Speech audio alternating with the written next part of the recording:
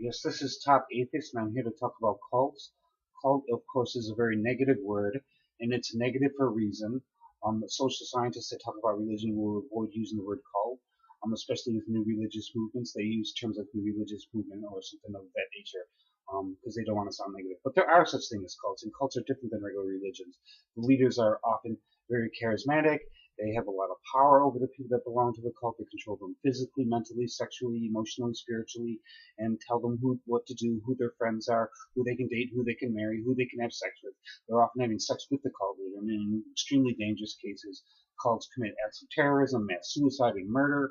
Um, Not all of them do that, of course, but they are mind control cults. And there's a video on YouTube that I'm not the one who made it, but I would go to the YouTube search engine, type in how to make a cult or mind control cults, and the videos that will come up are from a group of young people that made videos about how cults are formed, what methods they use to control people, and how dangerous they are. And they don't necessarily have to break the law, commit suicide, or be violent to be a cult, but they are dangerous to your mental health, your physical health, your financial health, your spiritual health, your emotional health, and they are very different than a normal mainstream religion. Cults are controlling in all areas of your life: body, mind, soul, sexually, and every control over your life.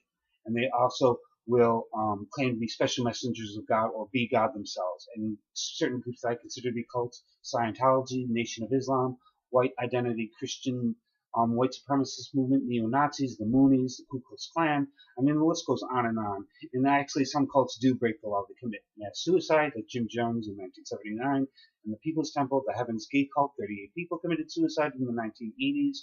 And the list goes on, and they're very dangerous. There was a cult in Japan that released sarin poison gas into the Tokyo subway about 15 or 20 years ago, injured about 1,000 people, killed like 15.